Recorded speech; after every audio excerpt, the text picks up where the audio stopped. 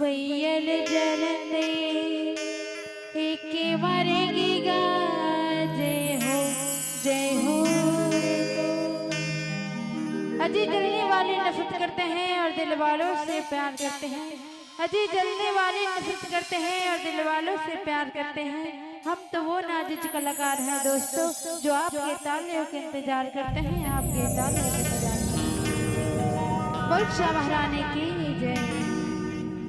लाल भजी लसले कर मता भज के झोल कर मता भज के झोल मुंडाने कर माथे हरा भजते छोर होई रे तेरे पाती लपके हो राया लपके हो रा जग जमुना के पानी लोटा बात हो रा होई रे।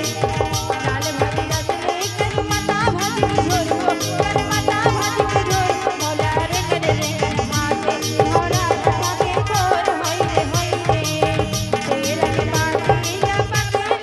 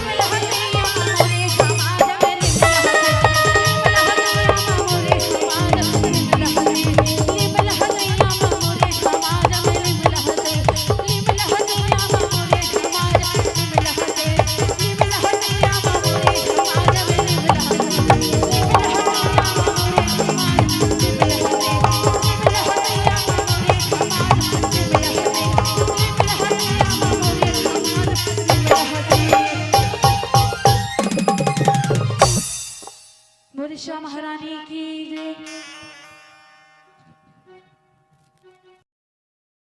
आप सभी को सूचित किया जाता है ब्रह्मभूमि के उपलक्ष्य में हमारे गांव भोला भाटा में राजमोड़ा उत्सव समिति द्वारा शिवा नृत्य का आयोजन किया गया है।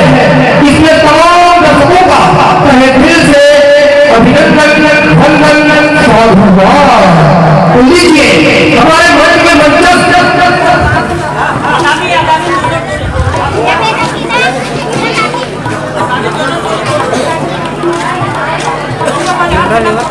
हमारे मंच के मंचस्थ जय छत्तीसगढ़ युवा परिवार,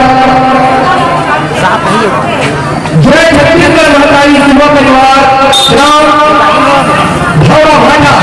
जी हाँ, हमारे ही गांव के तीन कलाकार आपके मंच में सादर